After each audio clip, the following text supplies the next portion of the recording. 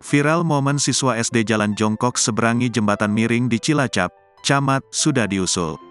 Beredar di media sosial sebuah video yang memperlihatkan perjuangan siswa SD menyeberangi jembatan bambu yang sudah miring dengan berjalan jongkok.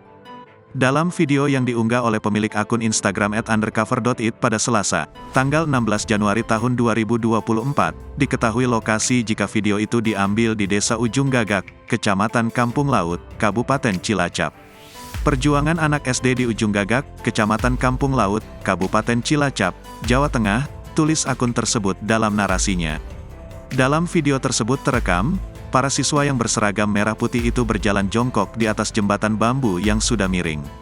Nampak, para siswa harus berpegangan kepada salah satu sisi jembatan untuk menjaga keseimbangan. Sementara, ada satu orang siswa SD yang digendong oleh anggota TNI untuk menyeberangi jembatan itu.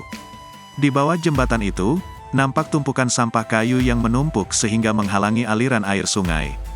Setengah perjalanan, jembatan tersebut mulai melandai dan tersedia pegangan.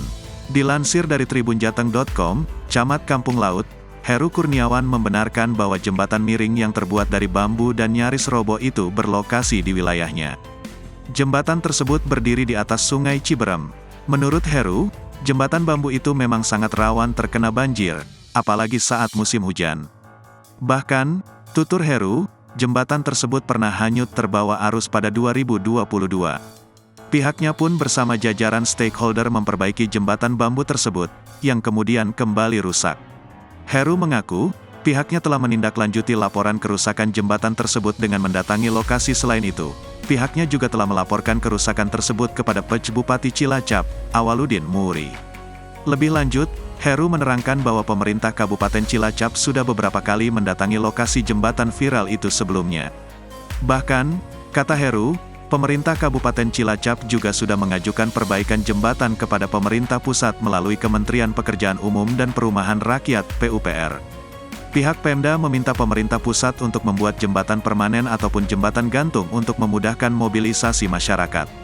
Dengan kondisi tersebut, Heru pun berharap jembatan penghubung Dusun Ciberem dengan desa induknya, Desa Ujung Gagak itu bisa segera dibangun oleh pemerintah. Download Tribun X sekarang, menghadirkan lokal menjadi Indonesia.